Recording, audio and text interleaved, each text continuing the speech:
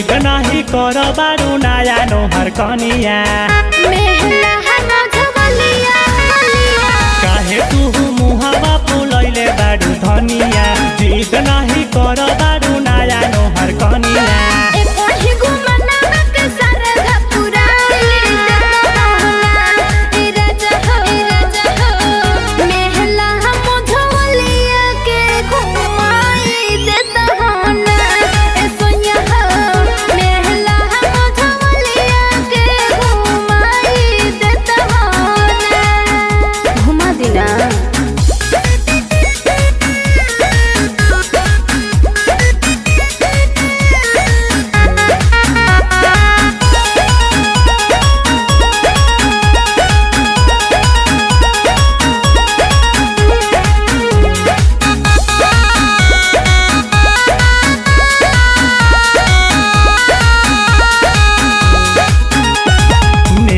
झवलिया में जईबू तो भीड़ उहाँ होला खूब भारी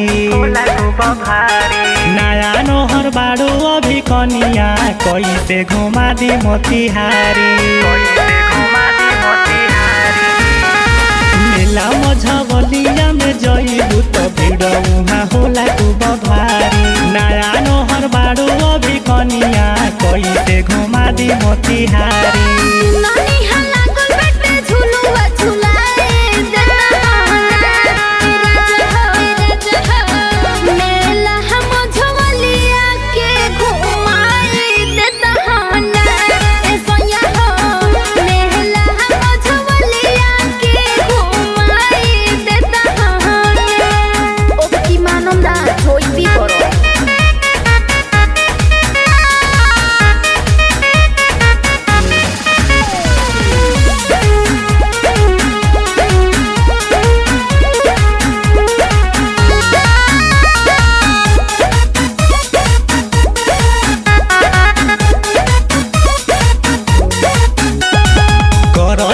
जिद नहीं धनिया चल संगे तोहा के घुमा दी